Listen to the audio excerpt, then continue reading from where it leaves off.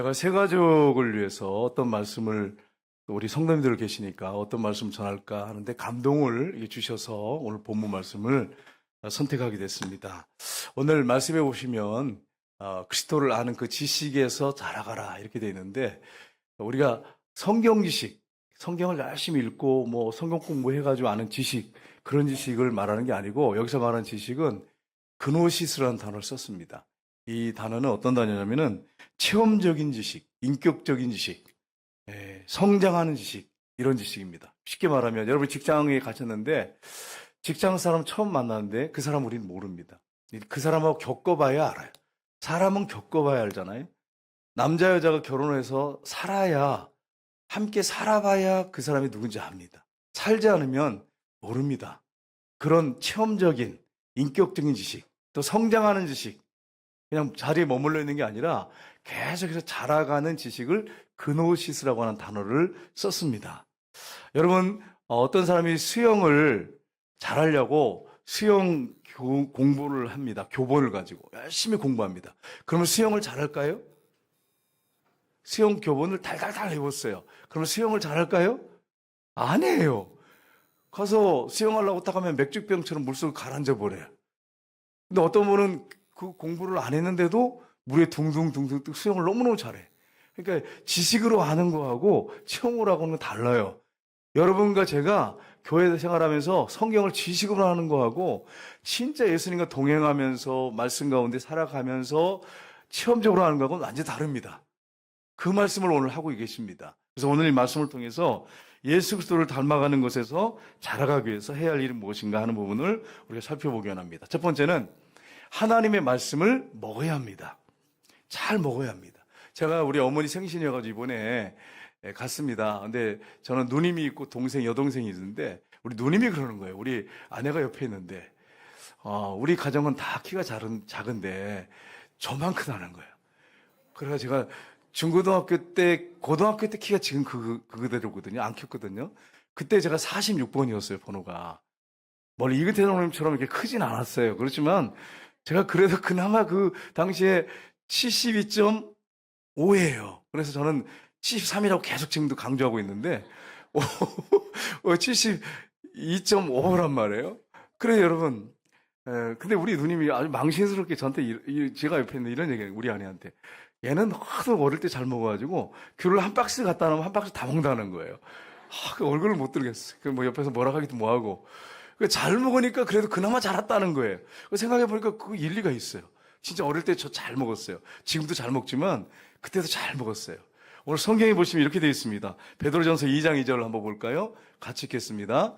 갓난 아이들 같이 순전하고 신령한 젖을 사모하라.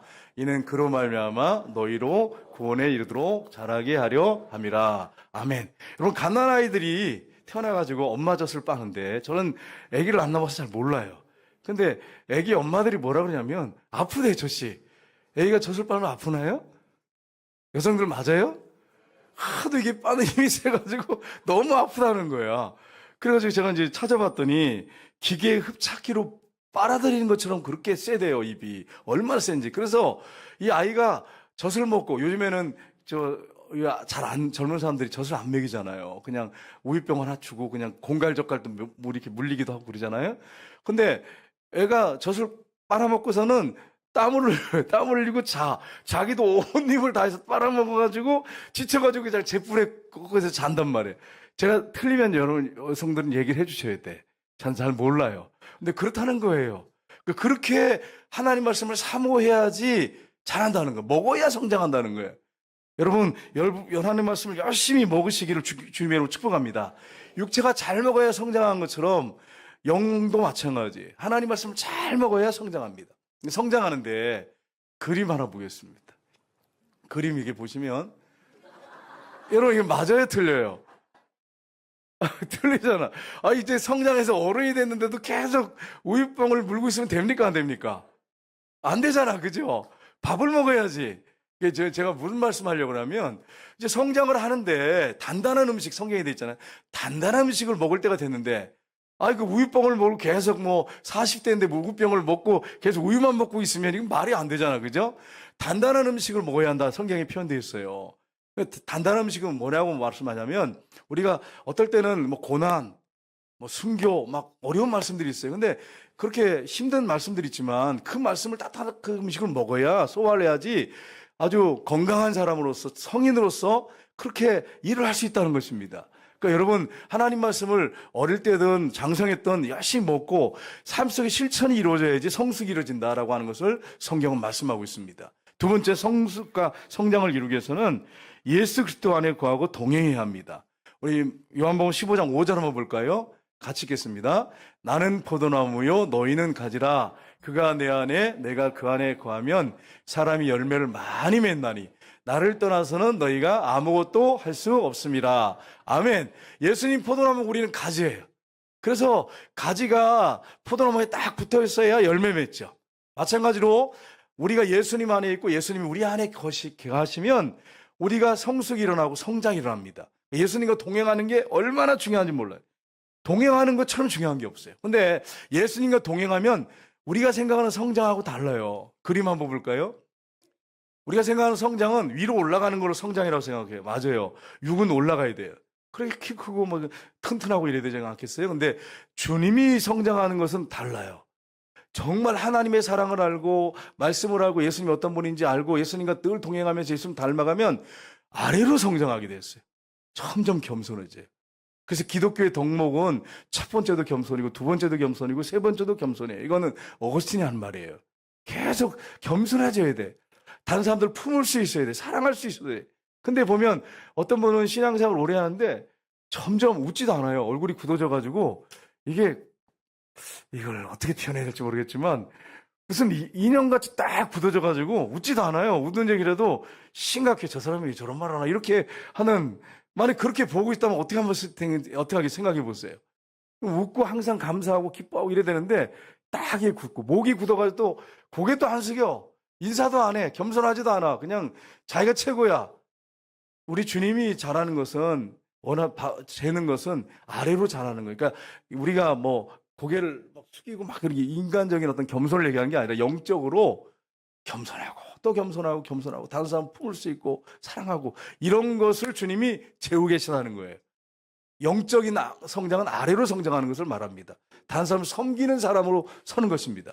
어머니 아버지가 갓난 아이를 섬기는 것처럼 성숙하면 성숙할수록 더 섬기게 되어 있어요. 어린아이들 보면 똥 싸고 막 그러잖아요. 냄새 나잖아요. 근데 엄마 아빠가 다 치우잖아요. 교회 안에도 마찬가지. 성숙이 안 되는 사람들이 사고 치고 문제 일으키면 누가 치워야 되냐면 성숙한 사람들이 치워야 돼. 성숙한 사람들이 해야지. 그러면 어린아이니까 막 왜 저런 걸 싸나 이렇게 하고 욕하고 새신자고 왜 저래 그렇게 하면 안 되는 거예요. 우리가 성숙한 사람들이 섬기고 치워야지. 그게 당연한 것입니다. 교회 안에서. 예수님 닮아가는 것입니다. 세 번째로 성령님의 인도에 순종해야 합니다. 성령님의 인도를 철저하게 받으면 성경에 보면 갈라디아서 5장 20절 보겠습니다. 같이 읽겠습니다. 오직 성령의 열매는 사랑과 희락과 화평과 오래 참음과 자비와 양선과 충성과 온유와 절제니 이 같은 것을 검지할 법이 없느니라. 아멘. 여러분, 성령과 동행하면 예수님 성품이 이게 바로 성령의 9가지 열매입니다. 예수님의 성품을 점점 닮아가게 되는 거예요. 성숙이 이루어지는 거예요. 마지막 네 번째는 교회 공동체 안에서 교제가 있어야 합니다. 제가 어떤 분을 만났는데 이분이 이러는 거예요. 난 교회 가면 봉사 안 할 겁니다. 나는 예배만 드리고 갈 겁니다. 그래서 왜 그러냐고 물어봤어요. 그랬더니 교회에서 봉사하다가 상처를 많이 받았대.